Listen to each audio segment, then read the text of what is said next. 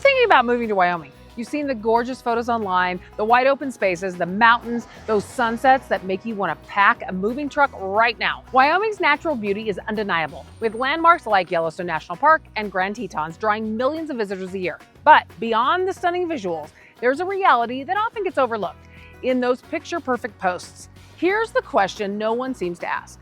Can the same beauty that draws you here also make you miserable? Hi, I'm Alisha Collins with the Alisha Collins Real Estate Team, and I've seen both sides. As a real estate professional who's helped countless people relocate all around this beautiful state, I've witnessed the highs and lows firsthand. Some people move here and feel like they've found paradise, embracing the tranquility and adventure. Others can't get out fast enough, overwhelmed by the challenges that come with such a remote lifestyle.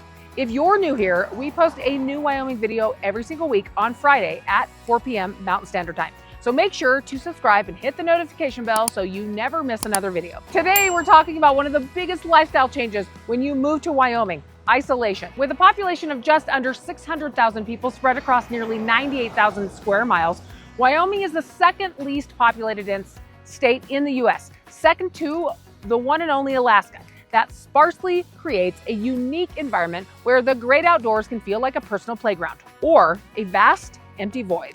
For some, it's a dream come true, offering peace and freedom from the chaos of urban life. For others, it's the reason they start Googling flights back to home at 2 a.m., feeling the weight of distance and solitude. Yes, I am exaggerating a little bit, but I want to make sure that you understand. All right, let's get into it. Let's start with the positives, because there are plenty that make Wyoming a magnet for those seeking a simpler, more connected to nature existence. The low population density translates into no traffic jams on your daily commute, unless you're headed to one of the busier areas like Cheyenne during rush hour. But even then, it's nothing like city gridlock. You actually won't even think there's traffic. No packed parking lots at popular spots, and no hour-long grocery lines, unless you go right before a snowstorm. Then you'll see everyone in town stocking up at the same place, but it's more of a community event than a frustration. You can own 5 acres and still wave to your neighbor across the field without shouting. For a lot of people, that's freedom. It means privacy and room to spread out, whether you're building a homestead or just enjoying the quiet. Many who move here from denser states like California or New York describe it as a relief, finally escaping the constant noise and crowds. Yellowstone, the Tetons, hiking, fishing, hunting, skiing, and trails are so quiet you might see 3 people all day. Wyoming boasts over 28 million acres of public land, including natural forest parks and wilderness areas. I've had clients move here just so they could walk out their back door and start fishing in the pristine river or saddle up their horse without hauling them anywhere. Activities like big game hunting for elk or mule deer or fly fishing in world-class streams are everyday realities for residents, of course, when they're in season and you have a hunting license for them. The state's diverse landscapes, from desert, high plains to forest-covered mountains, offer year-round recreation. In summer, you can hike or camp in remote spots with minimal crowds. Winter brings skiing at places like Jackson Hole, which is globally renowned but still feels accessible for locals.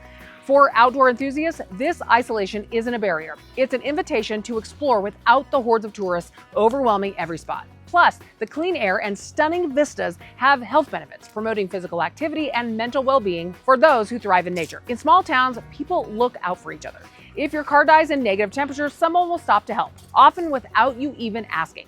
If you're sick, a neighbor might drop off soup or shovel your driveway unprompted. We still have that borrow a cup of sugar way of life, and it's genuine. Despite the physical distances, sometimes 100 miles between towns, the social bond in rural areas are strong. Events like county fairs, rodeos, and local festivals foster a sense of belonging. This community aspect extends to practical support too. In places like Casper or Sheridan, residents often form tight-knit groups through churches, schools, or volunteer organizations. For retirees or families wanting a slower pace, this can be incredibly fulfilling. And economically, the lack of state income tax is a huge draw, allowing people to stretch their dollars further on land and living expenses, even if some costs like heating in the winter add up. Isolation allows for a profound sense of introspection and connection to the land. Many remote workers who've relocated here during the rise of telecommuting report increased productivity without urban distractions. The vast skies and open lands can reduce stress, with studies showing that time in nature lowers cortisol levels. For those escaping high-pressure city jobs, Wyoming's quiet can feel like a reset button, fostering creativity and personal growth. Now the other side. While the blessings are real and undeniable, the burdens can hit pretty hard, especially if you're not prepared. Wyoming's remoteness just isn't scenic. It shapes every aspect of daily life. Need a Target run? Depending on where you live, it might be an hour or two, one way. In rural areas like Medicine Bow or the Northeast region, distances to major stores can be 100 miles or more. And in winter, make that longer, with roads potentially closed due to blizzards or high winds. Grocery trips become an event, requiring planning and sometimes stocking up for weeks. If you've got kids in sports or activities, you're basically living in the car, driving hours for practices or games. This can lead to fatigue and higher vehicle maintenance costs, as Wyoming's harsh weather takes a toll on cars. We don't have endless chain restaurants, but we do have amazing local restaurants. If you're used to Thai on Tuesday, sushi on Wednesday, and Italian on Thursday, you might just be surprised at the variety and what is available in our gorgeous towns. For sure, all those things can be found in Casper. Check out my free location guide in the description box below. I have tons of restaurant recommendations in there. We have wonderful access to top-notch healthcare, but for specific specialized medical care, it could mean driving to Denver, Salt Lake, or Billings, which are hours away. Same for concerts, big events, and big box shopping. But again, we have a ton of local vendors, businesses, and shops that you can find just about anything you can imagine, and even items you won't be able to find at big box stores. Major cultural attractions are sparse, and urban amenities like diverse nightlife or malls are concentrated in just a few spots, like Jackson, Cheyenne, or Casper. For people with kids, this means fewer options for their extracurricular activities, and for professionals, a smaller job market outside of energy, tourism, or agriculture sectors. Wyoming's crisp winters bring a spirited challenge with brisk winds and chilly temperatures, turning outdoor errands into thrilling adventures. Yet our tight-knit community always comes together, embracing the season with warmth and resilience. Fewer people means smaller dating pools, smaller job markets, and less anonymity. People will know your business sometimes before you do, as small town gossip travels fast. And if you're used to a busy city where there's always something to do, the slower pace can feel too slow. Loneliness is a common complaint, with some experiencing depression from the isolation, especially during long winters. The state's rural nature also means limited diversity in some areas, which can be a con for those seeking multicultural experiences. Plus, the wind. Wyoming is notorious for the wind, and it's notoriously windy, with gusts that can make daily life challenging.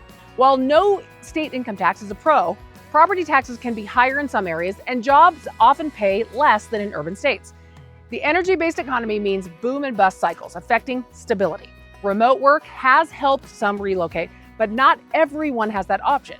And infrastructure like reliable internet can also vary in rural spots. So, who thrives here? Remote workers who love nature and can handle self-sufficiency, retirees who want a slower pace and don't mind planning trips to the amenities, outdoor lovers who want adventure right outside their door, like hiking in uncrowded trails or fishing in serene spots. People that value community over convenience often do well, especially in towns with good schools. If you can't imagine driving 45 minutes for milk or being snowed in for the weekend, you might struggle here unless you're in big city centers. Those with chronic health issues should research access carefully, as it is limited.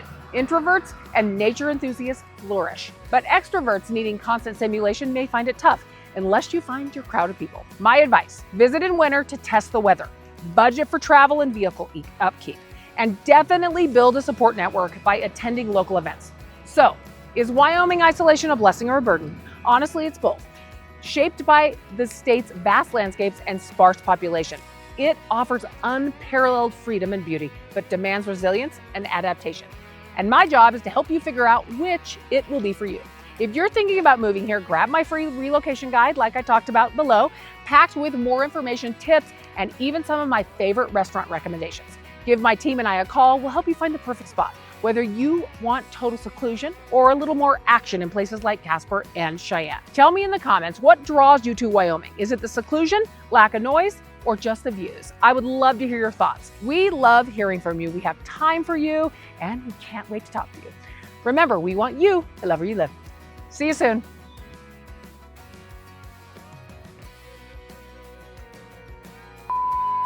Hi, I'm Alisha Collins with the.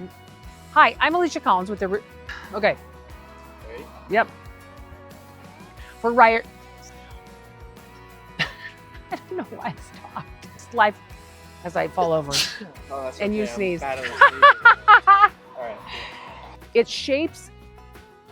Now, blah. I better get my life together. All right. I don't want you to fall. You're gonna go down and then up. Okay. Second least populated. Rosie, it's all Braden's fault. I'm really not trying to do this. It's okay, I'm teasing. And less anonymity, right? Anemones. No, it's anonymity. Oh, anonymity. Yes. Yep. And less what is it? Anonymity. Oh my God, that's so unfortunate. It's fine. It's a good thing I have you to tell me how to say words. Oh, you're gonna hit the garbage can. That was good. Was it?